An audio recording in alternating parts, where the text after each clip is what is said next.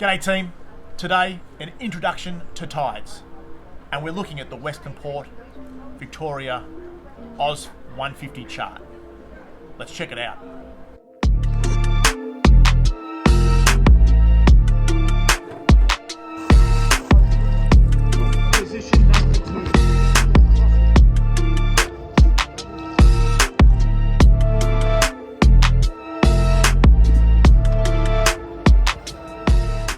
Tides. It all begins with the moon. Full moon, new moon, we get spring tides. We have high highs and low tides. Opposed to neap tides, quarter moons, where we have low highs and high lows. Let's have a quick look at this chart. Yellow never gets wet, or it shouldn't. Green is into tidal zone. It's exposed at low tide and covered at high tide. We've got dark blue and white. We've got dark blue equals 0 to 5 meters. White is greater than 10 meters in depth. We've got M stands for mud. It really should be E for emotional. You get caught there, it will get emotional. Opposed to S for sand. Sand is fantastic. You can jump out, play French cricket, push your kayak like a wheelbarrow, set up your tent, have lunch, whatever it may be. Now check this area out. This is my favorite area.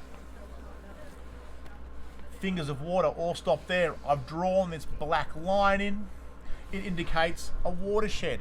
If it was to rain and the rain landed on this side of the watershed, it's going to drain that way to the ocean. If the rain lands on this side, it's going to drain this way to the ocean. So the tides do the same thing.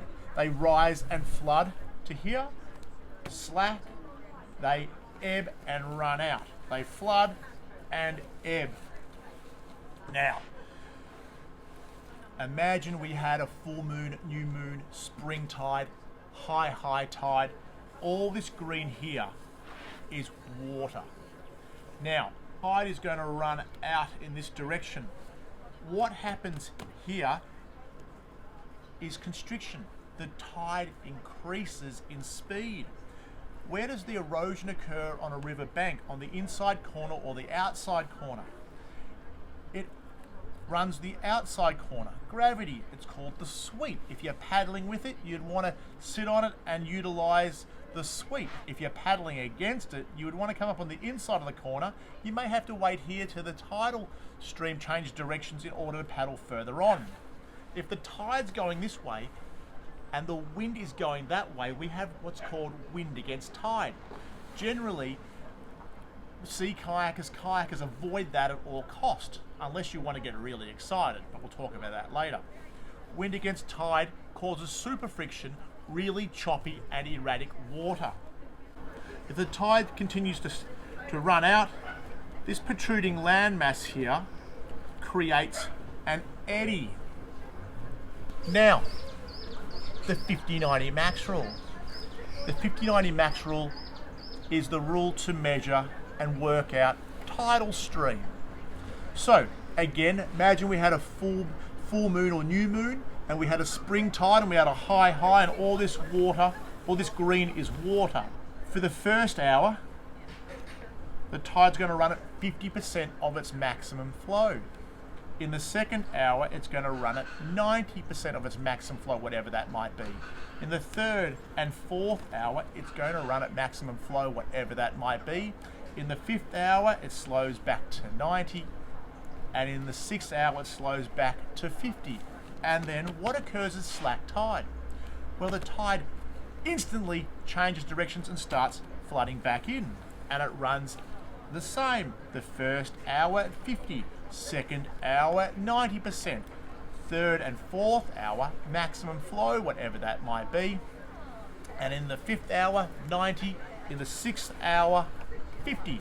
Slack tide occurs and the cycle runs the same. It's 6 hours between high tide and low tide. 6 hours between low tide and high tide. Generally, 2 high tides, 2 low tides in a lunar day. Now, very tidal here in Western Port, and most people will be very concerned about getting stuck in the mud. So to work out tidal height, you need to understand the rule of twelfths. So have a look at this, 1-8. 1-8. This is what this means. Let's say that hand is 1.8 meters. If the tide is below 1.8 meters, that area is dry and exposed. If the tide is above 1.8, that area is wet. Now, how much water do you think you need to comfortably kayak in?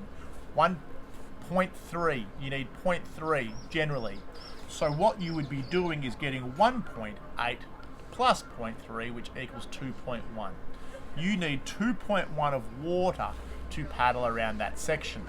Now, the best way to work that out is to cheat and use Willy weather.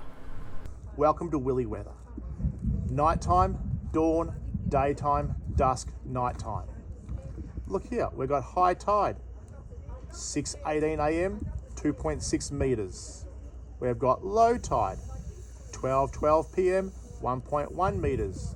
We've got high tide, 6:16 p.m., 2.8 meters.